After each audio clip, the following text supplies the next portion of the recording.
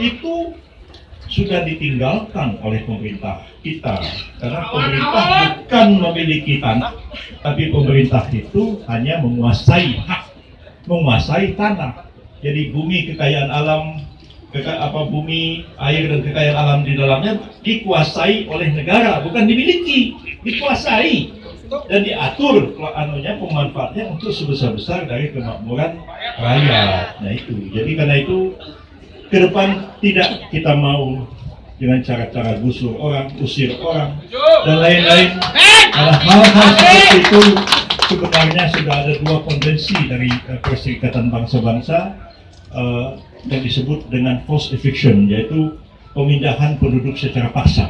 Dan itu case-nya case Indonesia yang dibawa ke Dewan HAM PBB, dan sudah ada rules, ada peraturan. Dan karena itu kita tidak mau terjadi pelanggaran hak-hak, dan kita harus melakukan hal yang adil kepada rakyat kita, membangun tidak perlu dengan cara menggusur dan memindahkan paksa masyarakat, tapi kita secara manusiawi memberikan penghormatan dan memberikan segala sesuatu yang pantas bagi kepentingan masyarakat kita. Nah inilah antara lain hal yang ingin kita kedepankan. Kita kedepankan keadilan, kita kedepankan dialog, kita kedepankan hukum dalam menyelesaikan tiap-tiap persoalan, bukan melakukan pendekatan kekuasaan kepada masyarakat kita. Ini adalah pokok-pokok yang kita ke depan, dan insyaallah nanti kalau sudah dideklarasikan oleh partai-partai, kita akan umumkan apa program kita, jangka pendek, jangka menengah, dan jangka panjang, sehingga kita ini nggak diledekin orang di Twitter tiap hari katanya ente cuma ngomong doang. Ya, belum ada buktinya. Ya bagaimana ada buktinya? Orang belum jadi gubernur, bagaimana ada buktinya? Dan ditanya ada buktinya yang udah jadi gubernur, yang belum jadi bagaimana mau ditanya buktinya? Nah jadi ke depan ini harapan saya mudah-mudahan Jakarta akan lebih baik, lebih manusiawi, dan yang lebih penting adalah bahwa kita tetap ingin Jakarta yang religius, di mana kita menghormati dan menerapkan nilai-nilai keagamaan Islam dan juga nilai-nilai keagamaan yang lain yang hidup dan berkembang di Jakarta ini. Jadi saya sendiri sangat menghormati keragaman kita ini. Sering juga saya datang ke gereja Tugu di Tanjung Priok, bahkan saya ngurusin kelenteng yang terbakar di Petak 9 sampai sekarang. Jadi tetaplah saya menghormati adanya keragaman, perbedaan-perbedaan keyakinan agama, kita hormati, kita lindungi, dan kita harus memberikan tempat yang sewajarnya kepada agama yang secara mayoritas dianut oleh rakyat Jakarta ini. Jangan sampai yang mayoritas ini merasa terzalimi. Ini akan sangat serius perkembangannya. Ini satu contoh misalnya yang kadang-kadang membuat saya sedih begini. Ada kampung nih, terus ada pengembang mau bikin mall, mau bikin apa.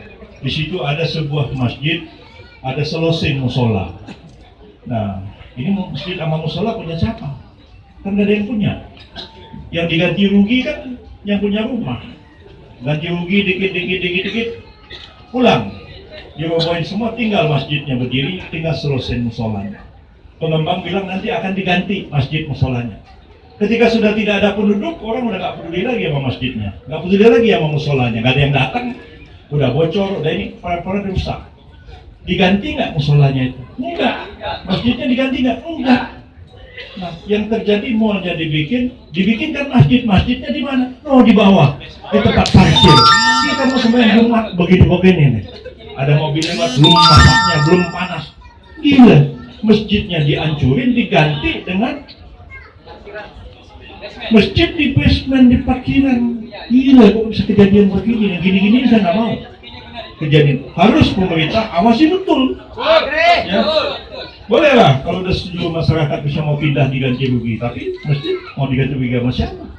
Masjid kan milik masyarakat, nggak bisa diganti sama siapa. Tapi pengembang harus diawasi oleh pemerintah, jangan sampai masjid ini. Makanya saya kaget lihat statistik, jumlah masjid di Jakarta bukan tambah banyak, tambah kurang dari tahun ke tahun. Kok bisa ya tambah kurang? Oh, rupanya ini penyebab kekurangannya itu karena terjadi yang seperti ini. Jadi karena itu saya tidak ingin, kita harus adil kepada yang minoritas, kita harus adil, apalagi kepada yang mayoritas. Adil. Nah kalau memang di situ udah dibebaskan tanahnya dibikin, mau dibikinkan masjidnya dong, sama seperti ini yang lebih bagus lagi. Bukan masjidnya terus hilang terus diganti masjid di basement. Nah, ini saya kira akan keberatan di kalangan umat Islam, dan saya ingin berlaku adil kepada semua agama, proporsional juga kepada semua komunitas. Kita proporsional, tapi orang Betawi sebagai cikal bakal masyarakat Jakarta haruslah menjadi tuan di negerinya sendiri. Dan karena itu harus kita pada tempat yang sama. Itulah yang dapat saya sampaikan. Terima kasih banyak dan mohon maaf atas segala kekurangan, dan terima kasih kepada para relawan yang semuanya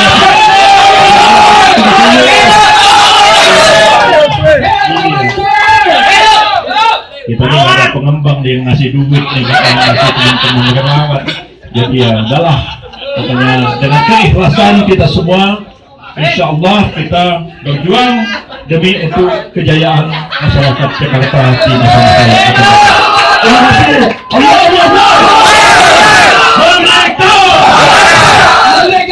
Assalamualaikum warahmatullahi wabarakatuh.